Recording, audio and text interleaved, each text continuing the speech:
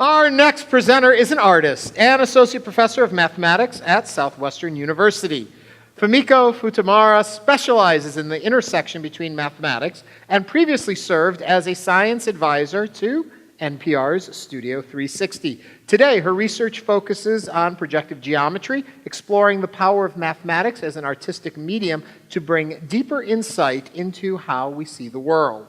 Will she indeed prove that there is art to math in 5 minutes or less? Please welcome Fumiko Futamura.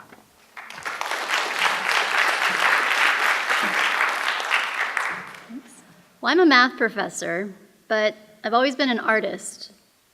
I draw, I paint, I crochet dissected pigeons and octopi. As you can see, mathematics usually doesn't inspire my artwork, but as an artist turned mathematician, art and photographs often inspire my mathematical investigations.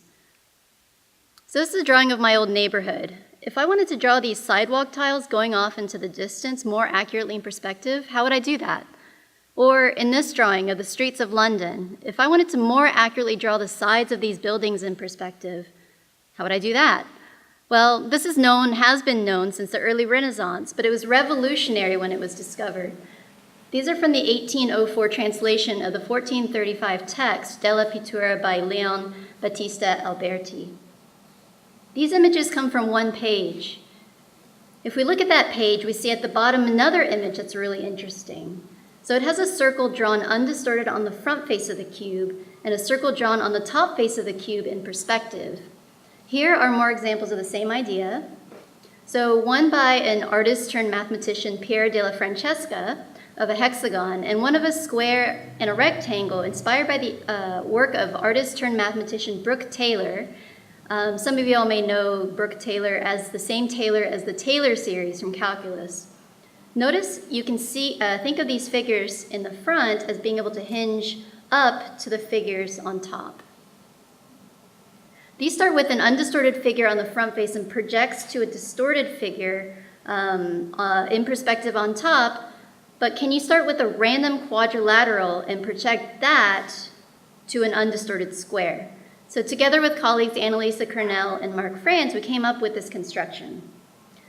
We were pretty pleased with ourselves until we discovered that it's already known. Although it's obscure, it is number 72 of this book. It's 100 Great Problems of Elementary Mathematics by Heinrich Dorier. At least it's great. In fact, it's the cover of the book. They did a really strange coloring on this, though.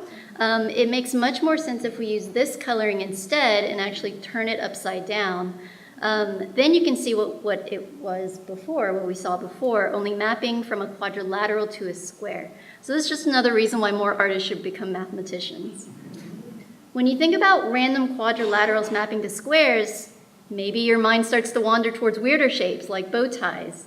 So when you order the vertices of a quadrilateral, you may go around like A, B, C, D. But if you instead do A, B, C, D, you get a bow tie. And so can a bow tie map to a square?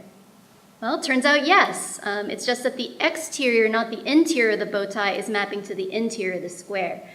This also works for stranger shapes like darts. So here's another one that really weirds people out. So usually a square looks like an oval or an ellipse when seen in perspective. And you can see that here in this photograph. These chandelier rings of light are circular, but in this photograph they appear oval. But there are times when a circle actually projects to a circle, which can be seen if you photograph with a wide-angle lens. It's important to point out here that this chandelier ring is not directly overhead. So how can that happen? Well, if you're aware of something called a stereographic projection, it's no longer so weird. A stereographic projection maps the surface of a sphere to a plane through a point on the sphere. This is what's known as a conformal mapping, which preserves angles, in particular maps circles to circles. So if we draw a circle on a transparent sphere, it will actually map to a circle. So this is a demonstration of this using a 3D printed model. So the setup of this camera, the photograph in the chandelier ring, is actually demonstrating this principle, but totally accidentally. I don't think the photographer knew that that was, behind the scenes. So I've just given you a glimpse of how art can inspire mathematical research. It isn't just the interesting math problems that arise from art that fascinate me, however. It's also the parallels of the creative processes of mathematicians and artists. As an artist, I work in a number of media, each with its own flavor, challenges, and endless possibilities. As a mathematician, I now see geometry, analysis, and algebra as artistic media, each with its own flavor, challenges, and endless possibilities. Mathematics, I've come to believe, is the paint, the intricate lines, the vibrant colors that we can use to create astoundingly beautiful ideas and bring insight into the mysteries of the world. Thank you.